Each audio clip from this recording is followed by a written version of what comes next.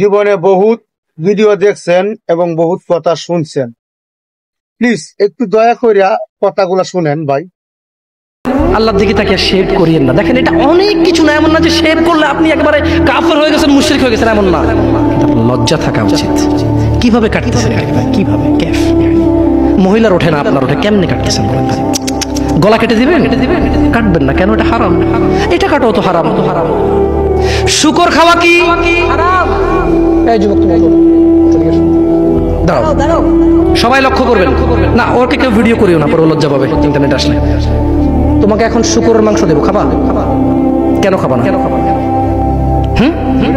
জোরে বলো, জোরে বলো। আপনি শুকরের মাংস খাবেন? আপনি কুকুর মাংস খাবেন? কেন খাবেন না? কেন? কেমন হারাম? শুকরের মাংস খাওয়া কি হারাম? এই এখান থেকে আর বলছি না, কেউ কি রাজি হবে তার বোনের সাথে জানা করতে? কেন? কেন? কেন? কেন?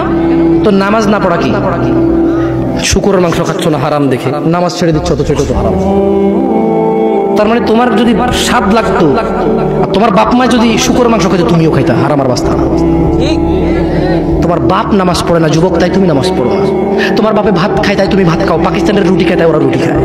চাইনিজরা এইভাবে লাঠি দিয়ে খায়, ওরা লাঠি দিয়ে খায়। শোনো, তুমি বলতে চাচ্ছ তুমি শুকর খাও না কারণ এটা হারাম, তুমি মিথ্যু। তুমি একটা চরম মিথ্যাবাদী, ধোঁকাবাজ। তুমি বলছো তুমি শুকর খাও না, এটা হারাম না? তাহলে তুমি নামাজ না পড়াও তো হারাম, তাই তুমি কেমনে ছেড়ে দিচ্ছ? এই যুবক, তোমাকে যদি বলে ন্যাংটা হয়ে হাঁটো, হাঁটবা? কেন? কেন? কেন? ন্যাংটা হয়ে কেন হাঁটবা না? কি কি নোংরা কাজ? নামাজ পড়ো না, তোমার শরম লাগে না?